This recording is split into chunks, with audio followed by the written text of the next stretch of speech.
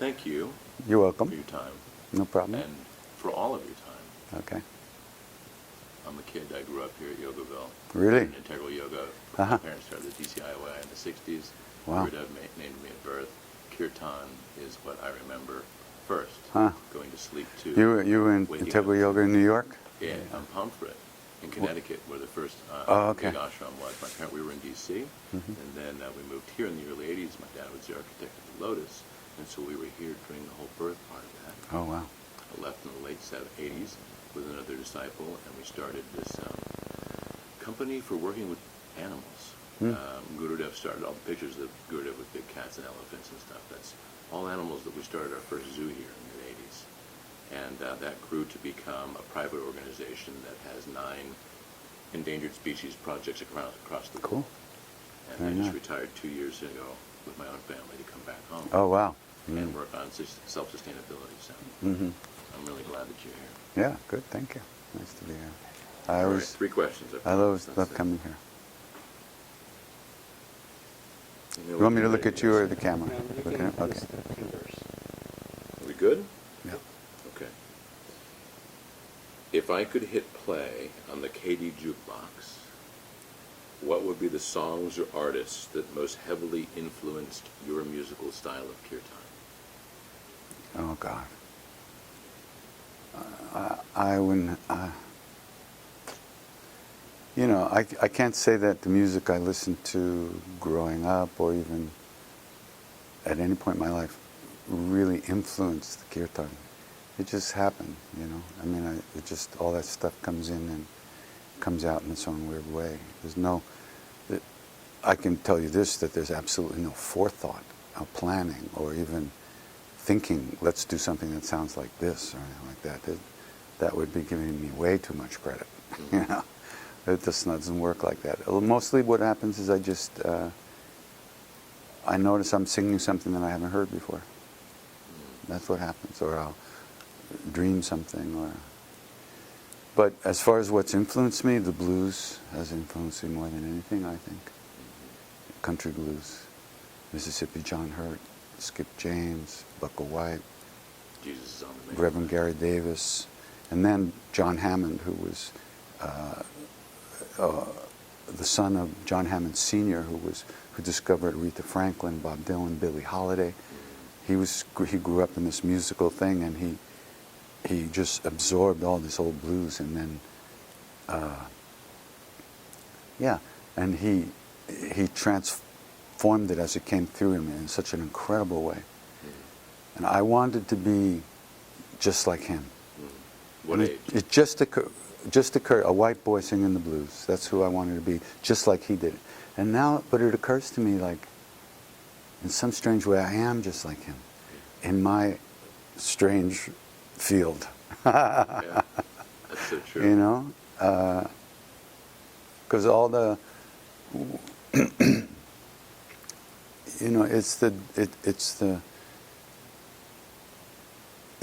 this devotional urge or impetus that meets the musical vehicle as it comes together and comes out of me.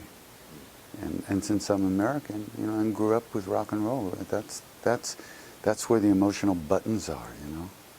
They're not in Indian music, which I love, and they're not in other kinds of music, which I love. But the deepest emotional buttons are certain chord changes or something. They're just in there, you know. I don't know where they're from, and but it's so like that. Thank you. Yeah. That's perfect. There's a parallel that I see with Yogaville and yourself right now at the moment, because Yogaville has developed itself to be spiritually self-sustainable, or work on spiritual self-sustainability.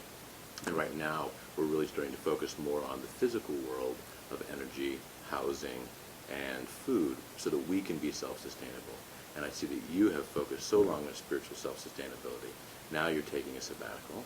And are you doing this to address your vehicle? Is that what it's all about? I'm trying to hit the wall at a slower speed. Instead of 150 miles an hour with my head, I'm trying to kind of maybe just slide in and, you know, just safe at second, you know. Yeah. It's just, one of my doctor friends told me I really needed to take time off. That will be very good for me in terms of prolonging the ability to do what I do. I think we're all a big supporter of that. Thank you. Thank Yeah. Can I sneak one more quick one in? you. Yeah, sure. I got whatever. This is really important to me personally. I have 3 teenagers, and you continue to change the face of kirtan for so many of us in such a powerful way.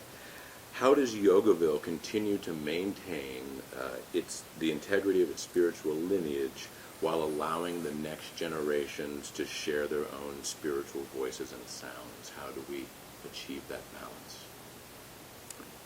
Well, you have to allow for the spiritual reality to express itself to and through and for the younger people in the way it and they choose to allow it to do that. You can't hold on to the form. Gurudev's not here physically. The younger kids never met him. They can't be expected to have the same kind of devotion. Even if they have devotion, it's not going to be to the physical aspect of Gurudev, of Swami Satchidananda. And it's the same with all spiritual paths, you know, like Buddhism. Every time it enters a culture, it merges with the culture and is expressed in a new way. So I think you have to be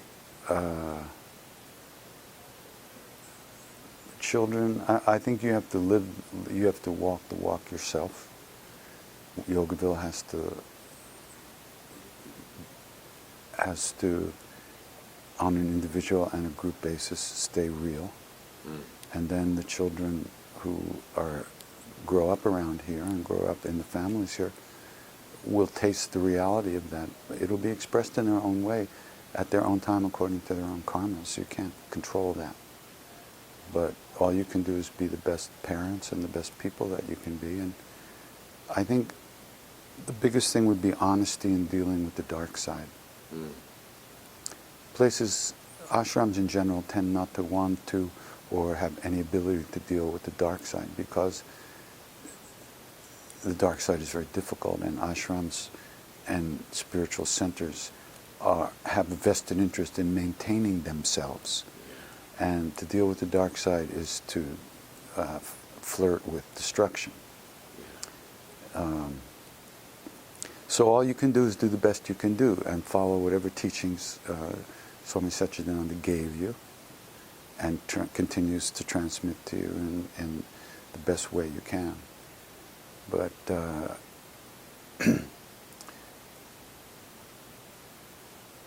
honestly, as soon as the perpetuation of Yogaville becomes more important than the hearts of the people involved, it's finished.